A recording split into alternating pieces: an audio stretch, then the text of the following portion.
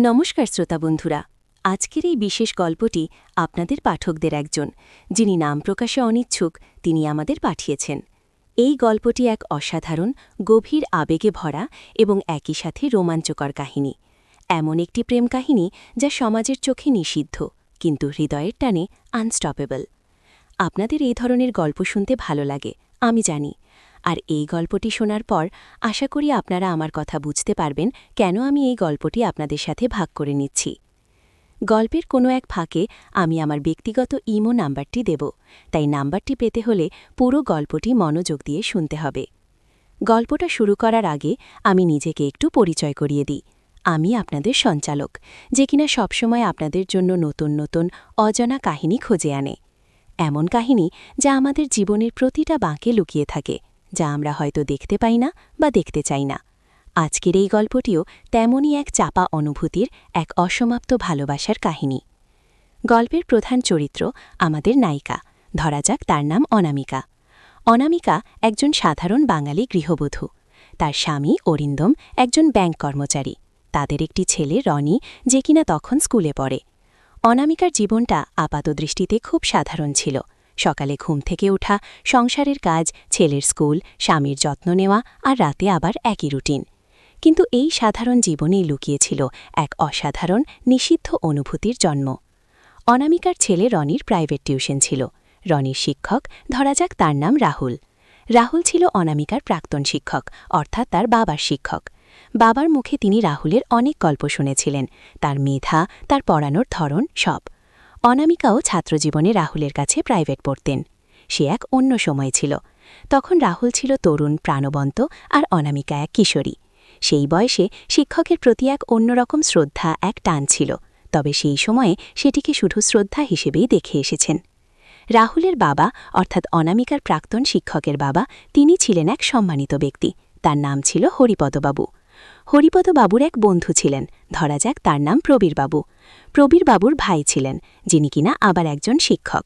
এই শিক্ষক মশাইয়ের একজন বন্ধু ছিল, আর সেই বন্ধুটিই হল রাহুল। হ্যাঁ, একটু জটিল লাগছে তাই না? কিন্তু গল্পের গভীরে গেলেই এর আসল মানে বুঝবেন। ঘটনার সূত্রপাত হয়েছিল রনির স্কুলের একটি অনুষ্ঠানে। অনামিকা সেখানে গিয়েছিল রনির পারফরমেন্স দেখতে। অনুষ্ঠান শেষে রনি শিক্ষকের সাথে একটু কথা বলার জন্য সে অপেক্ষা করছিল।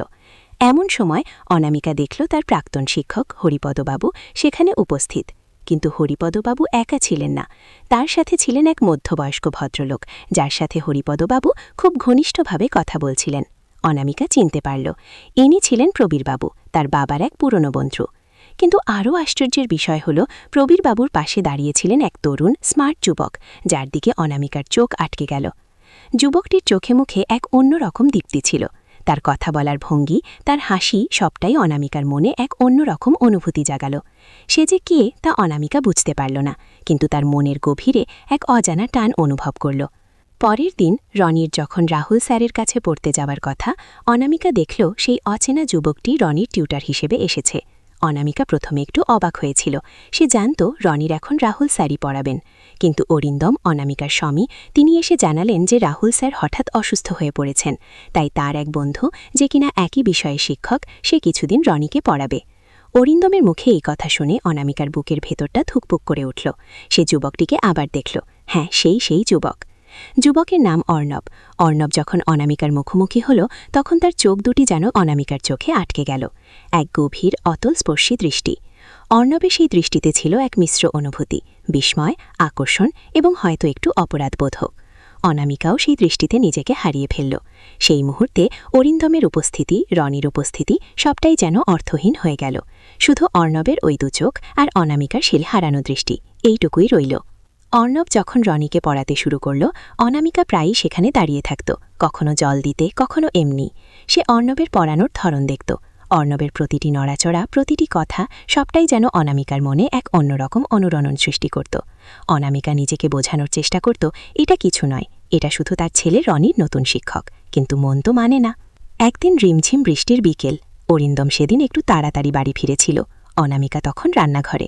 অর্ণব রনিকে পড়িয়ে সবে বেরিয়ে গেছে। অর্ণব যখন দরজার দিকে এগোচ্ছিল, অনামিকাও রান্নাঘর থেকে বেরিয়ে এলো। দুজনের চোখাচোখি হল। সেই চোখে ছিল এক অব্যক্ত ভাষা, এক গভীর আকুলতা। বাইরে তখন ঝমঝম বৃষ্টি, ভেজা মাটির গন্ধ, এমন এক পরিবেশ যেখানে দুটি মন একে অপরের দিকে চুম্বকের মতো আকৃষ্ট হচ্ছিল। অর্ণব দরজার কাছ থেকে এক মুহূর্তের জন্য থমকে দাঁড়াল, অনামিকার দিকে তাকালো। তার চোখে কি ছিল, আহ্বান নাকি দ্বিধা? অনামিকার বুক তখন থুকপুক করছে। সেই অর্ণবের চোখে নিজের প্রতিবিম্ব দেখল। সেই প্রতিবিম্বে ছিল এক অপার্থিব টান। অনামিকা কিছু বলতে চেয়েও বলতে পারল না, শুধু তার ঠোঁট দুটি কেঁপে উঠল। অর্ণব আর রনির বাবা অরিন্দম, তারা একসাথে একই অফিস পাড়ায় কাজ করত, কিন্তু ভিন্ন ডিপার্টমেন্টে। তাই তাদের মধ্যে আলাপটা ছিল শুধুমাত্র কাজের সূত্রে। অথচ অর্ণব ছিল অনামিকার প্রাক্তন শিক্ষকের বাবার বন্ধুর ভাইয়ের শিক্ষকের বন্ধু। এই এক অদ্ভুত সংযোগ। অনামিকা যখন এটা বুঝল, তখন তার নিজেরই লজ্জা লাগছিল। সে নিজের মনে হাসল। এই অসমাপ্ত গোপন অনুভূতিটার জন্মই হল এক জটিল অথচ রোমাঞ্চকর সম্পর্কের জালে। একদিন অরিন্দম বলল, জানত, আমাদের অফিসের এক সহকর্মীর ভাই, সে নাকি বেশ ভালো ছবি আঁকে। ওকে দিয়ে রনির একটা পোর্ট্রেট করারে কেমন হয়? অনামিকা শুনে চুপ রইল। তার মনে পড়ল, অর্ণবের আঁকার হাতও খুব ভালো। একবার সে রনির জন্য একটা ছোট্ট কার্টুন এঁকে দিয়েছিল, যা দেখে রনি খুব খুশি হয়েছিল। সেই দৃশ্যটা তার মনে ভেসে উঠল। অর্ণব তখন শুধু রনিকেই নয়, অনামিকার মনেও এক অন্যরকম জায়গা করে নিয়েছিল। অনামিকা নিজের অজান্তেই অর্ণবের প্রতিটি ছোট ছোট বিষয় খেয়াল করত। অর্ণবের গলার সুর, তার হাসির ধরন, তার কথা বলার ভঙ্গি, সবটাই যেন অনামিকার মনে গেঁথে যাচ্ছিল। যখন অর্ণব আসত, তখন পুরো বাড়িটা যেন অন্যরকম হয়ে যেত। অনামিকার মনটা হালকা হয়ে যেত, কিন্তু একই সাথে এক অজানা ভয়ও তাকে গ্রাস করত। এই অনুভূতির মানে কি? এই গোপন টানটা কি শুধু তারই, নাকি অর্ণবেরও? একদিন রনির টিউটার হিসেবে অর্ণব আসার কথা ছিল বিকেল 4টায়, কিন্তু সেদিন সে এলো প্রায় 4:30টায়। অনামিকা একটু চিন্তিত ছিল, কিন্তু অর্ণবের মুখ দেখেই বুঝল কিছু একটা হয়েছে। অর্ণবের চোখে মুখে ছিল এক অন্যরকম ক্লান্তি। অর্ণব যখন রনিকে পড়াতে বসল, অনামিকা তার পাশে দাঁড়িয়েছিল। অর্ণব হঠাৎ খাতা থেকে মুখ তুলে অনামিকার দিকে তাকালো। তার চোখে কি ছিল, প্রশ্ন নাকি আকুতি? অনামিকা কি বলবে বুঝতে পারছিল না। অর্ণব সেদিন রনিকে তাড়াতাড়ি ছুটি দিয়ে দিল। রনি তখন তার ঘরে। অর্ণব সোজা অনামিকার দিকে এগিয়ে এলো। অনামিকার বুকের থুকপুকানি তখন তুঙ্গে। সে বুঝতে পারছিল কিছু একটা হতে চলেছে। অর্ণব অনামিকার সামনে এসে দাঁড়ালো। তাদের মধ্যে দূরত্ব তখন খুবই কম। অর্ণব অনামিকার দিকে তাকিয়ে বলল, অনামিকা, আমি। তার গলার সুরটা যেন আটকে গেল। অনামিকাও নড়তে পারছিল না। সে অর্ণবের চোখে নিজের প্রতিবিম্ব দেখল। সেই চোখে ছিল এক গভীর অব্যক্ত ভালোবাসা, এক নিষিদ্ধ আকুলতা। অর্ণব ধীরে ধীরে হাত বাড়ালো অনামিকার দিকে। সেই হাত অনামিকার গাল স্পর্শ করল। অনামিকার মনে হল সময় থমকে গেছে। বাইরে তখন অন্ধকার নেমে আসছে। ঝিরিঝিরি বৃষ্টি তখনও পড়ছিল। এই মুহূর্তে এই দুটি মানুষের মধ্যেকার টান, যা এতদিন ধরে গোপনে লালিত হচ্ছিল, তা যেন ফুঁসতে শুরু করেছে। তাদের হৃদস্পন্দন তখন এক সুরে বাঁধা। এই স্পর্শ, এই নীরবতা, এই নিষিদ্ধ অনুভূতি, সবটাই যেন এক তীব্র রোমাঞ্চকর পরিস্থিতির জন্ম দিয়েছে। অর্ণবের স্পর্শে অনামিকার শরীর কেঁপে উঠল। সে চোখ বুজে ফেলল। এই অনুভূতিটা কি সঠিক নাকি ভুল? এই নিষিদ্ধ প্রেমের আকর্ষণ কি তাদের কোন পথে নিয়ে যাবে? অরিন্দমের মুখটা এক মুহূর্তের জন্য তার মনে পড়ল, কিন্তু পরক্ষণেই অর্ণবের উষ্ণ স্পর্শে সব চিন্তা বিলীন হয়ে গেল। এই সময় দরজার বাইরে একটা আওয়াজ হলো। অরিন্দম হেরে এসেছে। অনামিকা চমকে উঠল। অর্ণবও হাত সরিয়ে নিল। দুজনের মুখেই আতঙ্কের ছাপ। কিন্তু এই অল্প সময়ের স্পর্শ, এই নীরব আকুলতা, এই সবটাই তাদের মনে এক গভীর দাগ কেটে গেল। এরপর কি হবে?